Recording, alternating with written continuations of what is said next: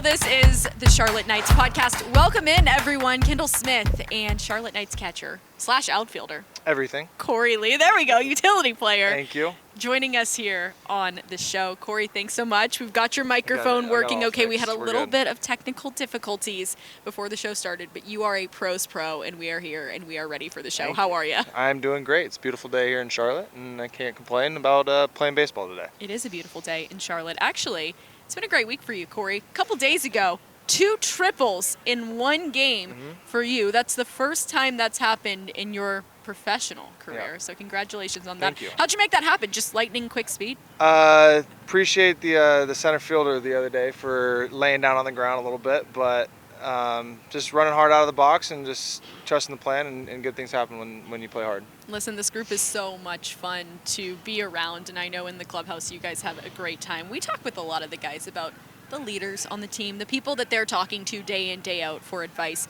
They always bring up your name. So what kind of role do you think you've taken on with this team so far this season? It's fun. I've been here in Charlotte for a couple years now, and been up in Chicago, seen a lot of different teams, but just playing free, playing loose, being the same guy every day, no matter if you're playing or not.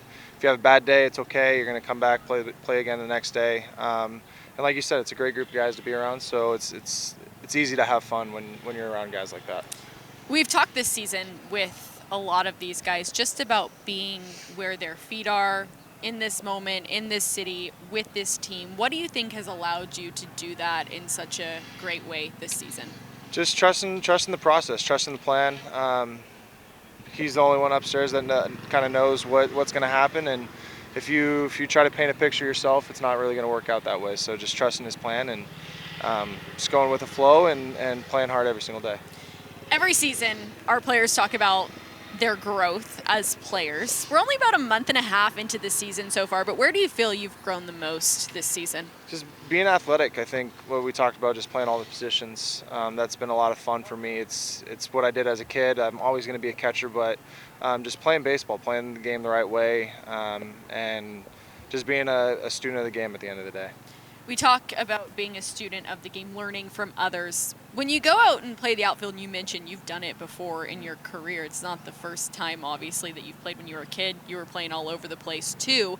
But who are you learning from? What were some of the best pieces of advice that you got in terms of how to be a better outfielder? It started last year a little bit with Grady Sizemore. He was great with me last year, and then coming here and actually playing outfield, was talking to Drew Baker, talking to Skip, and he's just been trying to learn about how to go about it, just being athletic at the end of the day, not trying to overcomplicate anything, and just almost treating it like you're a dog playing fetch out there, and just not really making things too complicated. A dog playing fetch? Yeah. Who came up with that? That was last year. That was something I felt like I was just like playing fetch and batting practice. So I was like, it's just treated like that. So I like it. Yeah. It gives it kind of a playful perspective, Yeah. especially when the sport can become such a grind and there is the results-oriented process of baseball. How do you balance staying up with the results but also just trying to be focused on the present moment? I think just knowing the type of player that you are, not trying to do too much, not trying to be someone else, just trusting what's going to happen at the end of the day. We play a lot of games up in the big leagues. You're playing 162, so can't get too frustrated, can't get too high, can't get too down, and just trusting what you're able to do, and just trusting your instincts. This pitching staff has been interesting to watch this season. Right now, dealing with some injuries, of course, but you have some other guys that have come out and they've performed really well, and you get to catch a lot of these guys. So how has that been, especially with some of the prospects so far this season, just getting to be back behind the plate and watching their stuff? Yeah, it's great. A lot of guys. Tanner McDougal, he's been fantastic. Electric arm. Noah Schultz, got to see him when he was down here, and then Hagen Smith obviously is electric stuff. So we got a lot of good stuff going on, and I get the pleasure to catch it and call their games and see it firsthand. So I'm glad that they're on our team and I don't have to face them. So good things are coming for the pitchers. What goes into the process of calling a game? People hear it a lot, but I don't think they necessarily realize how much work on the back end you have to do to be successful in calling a game for each individual pitcher. Yeah, just treating it like it's homework every day. Playing the this week, so you're doing homework the day before you get in here, just to kind of know what the batters are doing, what they've been seeing the last week, and then just watching video. I think that's a big thing for me is reading the swings, watching video, seeing tendencies when they're at the plate, what they're looking for. So just being, like we were talking about, being a student of the game and being a student of the other team at that end. You get to be a student of the game. You also get to be a teacher at times. As the catcher, you're the captain Yep. of the infield. And so when you need to go up to a pitcher and just kind of give them a moment, just chance to relax, what are some of the things that you're saying in those situations to kind of maybe bring them down? Yeah, it's different for different pitchers. Obviously, you got to know what type of human they are. So you got to know how to talk to them. If it's a guy that they need a little pat on the shoulder, then you do that. If it's a guy that needs a little bit of fire, then you can go about it a different way. So just kind of pitcher dependent, and just sometimes it's hey, just take a breath, or just distracting them for a minute. So very, very simple. It's just you got to know when to do it. And I'm sure a lot of that comes down to knowing these guys and developing relationships with them off of the field. Yep. How important is that, and just having that pitcher-catcher dynamic be the best it can? It's great. It's the battery for a reason. I'm not myself without him, and they're not themselves without me. So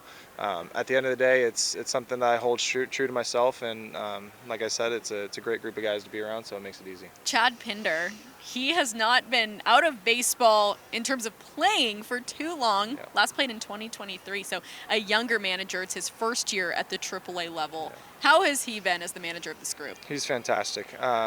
Like you said, he just got out of the game, so he knows what we're going through. He knows what we're doing. He's got a great mind. He has a great family, and obviously he's someone that I look up to. Obviously being here and just talking to him day to day and learning from him, because like I said, like he's been in our shoes before. He played in the big leagues, had a lot of success, and he's a great person also. So. We talked about it a little bit earlier, staying grounded, staying where your feet are. The start of your season just had ups and downs as a whole, but you were able to come here and immediately make an impact with this team. What is it about you that you think allowed you to do that so well? Just simplifying it. Still get to play baseball. I still get to put a uniform on. I still get to go into the box. It's the same game. It's the same game that I love playing since I was a kid. So it doesn't matter where I'm at. Doesn't matter who I'm playing for. I still get to do what I love, and that's the type of mindset that I took. What about this game brings you so much joy? It's when I was a kid, it was everything that I did. My brother played. I would watch it every day, just growing up on the TV.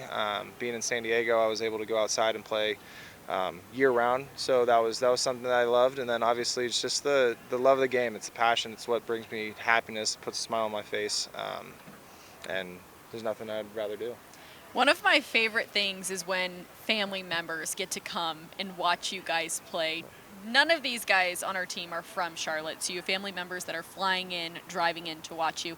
Your mom was here just a couple of weeks ago, had the chance to meet her, catch up with her.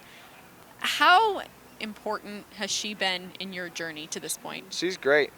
She has done everything for me. She's put food on the table. She's drove me to practice. She's watched thousands of baseball games that I've played in. She's been to different cities. So I'm not me without her, and all kudos to her that she's helped me be the person that I am today. And thanks, Lisa. Thanks, Lisa. You're the best. Let's talk a little more about the support, though, as a whole. Like, you need that support system when you are going through baseball. Who else has been there for you and just allowed you to be the best you can be? My brother's been a big part of my baseball career. He's 10 years older than me. I got to grow up watching him play. He's the sports psych coordinator or rover for the Mariners. So still in baseball. I get to talk shop with him all the time, and he kind of keeps me grounded. He tells me the right things whenever I need it. He gets in me sometimes. So it's nice to have him on my side, and just kind of knows what I'm going through. Yeah, having a brother who's a sports psych must be helpful. Yeah. What's some of the best advice that he's given you? Just never being okay with what you did that day. There's always growth somewhere. If it's mindset, if it's life, if it's baseball, whatever it is. Just not being in that constant space, always wanting to grow and always just wanting to get better. You have spent a lot of time here in Charlotte over the last few years, and you've made a big impact on the community. Just yesterday, we were actually at Levine Children's Hospital, a hospital visit. Korey was there, Mario Camilletti, Tanner McDougal, and you guys had the chance to visit a lot of the patients that were there, and the interactions were really special. I had the chance to watch you guys throughout the process. Why is it so important for you to be able to connect with this community in that way? It puts things in perspective. These kids are going through something that I've never seen, never been through, nor do I want anybody to do that. So puts things in perspective, and it just puts a smile on their face to see us. So I love doing stuff like that. I love seeing the kids. I love just giving back, and like I said, just putting some things into perspective, because we do live a really, really good life just playing baseball, and these kids don't know what that is about. So just trying to see a smile on their face is something good. Lots of smiles on those kids' faces yesterday. So shout out to all of our friends at Levine Children's Hospital. You were on the Seacrest Studios TV show as well. DJ Korey Lee on the beat. Yeah. It was a good DJ name. It was the first thing that came to mind. They did say it was a good DJ name, and you guys were coming up with your ideal team. So they wanted them to think like kids. So they were asking, like, who would be the best second baseman? Rapunzel, Moana, I said and Elsa? Moana would be my shortstop. I said Sonic would be my center fielder. Maui would be my catcher. And my starting pitcher was Iron Man. Not Captain America. Not Captain America. There was beef about that Iron actually Man, across Iron the Man's team. my favorite, so yeah, that was awesome. Yeah, Charlotte's a great city, and it's about the community. It's also about everything that we have going on here. What has been your favorite part about living here in Charlotte? The weather here is awesome right now. It gets a little hot sometimes, but I think just all the different restaurants South End. I'm living there right now, so it's a lot of good spots around there just to walk around and spend some time on the off day before the game if you need to do that also. And then shout out to Studio Fire. That's been keeping me grounded the entire time. What is your favorite restaurant in South End? Naked Farmer, since we had it yesterday. That was a good one. So that is a great spot. Yeah, there's a lot of really good restaurants in Charlotte. I feel like it's a sneaky good restaurant Yeah, scene. good for you. It was solid. Good little garlic aioli sauce too on it. What is the best post-game spread that you can get? You guys kind of do like similar things on a week-to-week basis. Yeah. They have like a rotation of what, like 12, 14 Different places. restaurants. Yeah, that they'll I think get if I'm going somewhere for dinner around here, I'm going to the Cellar. It's the under Duckworth, I think. That's the spot to Steak. go. Yep. How's it done? Medium. Filet, ribeye. The biggest filet, because I don't like the ribeye. I don't like all the fat. Yeah, I'm not a fan of that. Yeah. Filet, medium, Yep. Cellar at Duckworth's. Yep. That's Korey Lee's Bingo. recommendation here in Charlotte, North Carolina. Korey, there are probably people out there that look at your life, what you're doing now, and they're like, I want to do exactly that. How can they? Just keep on working. Keep on working hard. Keep on trusting the plan. Don't ever put too much pressure on yourself. Don't ever look too far ahead. Just stay in the moment. Be where your feet are, and give it all you got. I think that's the biggest thing that I try to do every day. Is when you step on this field, is give it everything you had, and then come and do it the next day, and keep on doing it the next day, and you'll find some results and some success that way. The friendships that you make here, I'm sure you'll carry with you throughout the rest of your life. I keep calling him your bestie this season. Lamont Wade Jr., you two are like peanut butter and jelly, always together, macaroni and cheese. I don't know. However you describe it, you guys are always coming out here together and spending a ton of time together. Yeah. When did you first meet? Was it this season? Yeah, we met in spring training. He has a friend that I was also close with, so we just kind of knew about each other, but never really met until this year. And then spring training happened, and I got to introduce myself. And he's been around a lot of good teams. He's had a great career. He's a hell of a guy, and yeah, I gravitate towards him a lot. Who else have you met this season that you've become tight with? All these guys. All these guys kind of grew up playing in the White Sox together, coming from high A, double A, whatever it is, and I just got to come here. So I never got to really see around them or be around them. The Mario Camillettis, the Tanner McDougals, the Caden Connors, Riku is the life of the party. So all these guys, they're really, really good, and they're great baseball players, but they're even better people. Everybody loves Riku Yeah. Nishida. His energy is off the charts. Yeah. I've never seen anything like it in the dugout. How would you describe the energy of someone like Riku Nishida? I don't know if there's words to describe it, but whenever he's around, you'll hear him, you'll see him. He'll make it known that he's there. But he's a big part of that locker room. He's a big part of this team, and playing with him is something special. The difference in personalities is cool too, because you have a Riku who's super energetic, and then you have someone like Jacob Gonzalez who's just very steady. Yep. He's very calm. He's had a great season, though. What can you say about a guy like him who, and he openly admitted it on this podcast, like had some struggles the last couple of years, and now has come out this season and has been great. Yeah, he's a pro's pro. He knows exactly what he's doing. He knows when he needs to work, what he needs to do. He knows the constant adjustments that's necessary. He's the shortstop. He comes out here every day. He takes ground balls. He does the right thing, and like I keep on saying, when he just trusts the process, this is what happens. And he's got a lot of juice. So keep on hitting the homers, Jacob. Yeah, I mean, seriously, he's going to keep him coming. He's been great, and we've seen this team, like, high-powered offense, off the charts. 19 runs on opening night, 21 runs a couple weeks ago here at home, 15 runs, I think, in another game. Like, why do you think this team, and I know we hear, okay, pass the bat, hitting is contagious, like that type of stuff we always hear, but this is not normal to see so consistently, No. and we're seeing it here. Why do you think that is? I don't think guys are giving up ABs. That's a big part of our game as White Sox is just not giving up ABs, taking your walk whenever you need to, and walks lead to runs, and homers are awesome, but I think walking's even better. And I think when we put together a lot of good ABs, good things happen on this team. And like you said, it's 1 through 9. Everyone could hit a homer. Everyone could get on base. A lot of speed.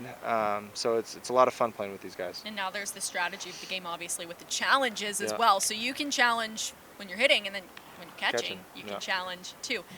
When do you know it's the right time? You got to kind of wait for the good moments. You might want to save some for the end of the game, obviously, when you're in a tight knit situation. But I think just not getting the emotions involved into it. I think that has a big part of it. I think sometimes you got to tip your cap and say, yeah, I struck out, or yeah, that was a ball. So just knowing when to do it, knowing when not to do it, and it's kind of fun giving some guys some crap sometimes. It is fun to watch, and the crowd gets super invested in it too. I like that part of it as Yeah. well. Just like getting to watch everyone in the stands zoning in when they put it up on the board to Yeah. see if it's ball, if it's a strike. So that part of it is really cool. Korey, we're in May right now, but when you look at the end of the season, just take it in as a whole. How will you know it was a successful year for you outside of staying healthy? You took the words out of my mouth. Staying healthy is my main thing on this game. Just trying to be out here as on the field playing as much as I can. But I don't think stats do too much to me. Being happy, being healthy, and still being able to put on a uniform every single day. Maybe another game where you'll hit 2 triples. That would be fun. I Those think good that things may happen. have been the first time I have seen that. Yeah. I think that was the first time I've ever done it in my career too, of playing baseball. So Like, that not was, yeah, college, no, maybe as a never, kid. never. So that Not was fun to do it here in Charlotte. You got things going. You were just moving around the bases, Yeah. and I have to give you credit for that. Thank you. Everyone thought it was very impressive. Thank So you. good stuff. Korey, thank you so much for Yep. joining us here on our Charlotte Knights Thank podcast. you Your for having me. perspective is extremely refreshing, and we are super fortunate to have you here in Charlotte right now. So appreciate the I time. appreciate it, Kendall. Korey Lee joining us here on our Charlotte Knights podcast. Everyone, stay tuned. We've got another episode coming your way soon.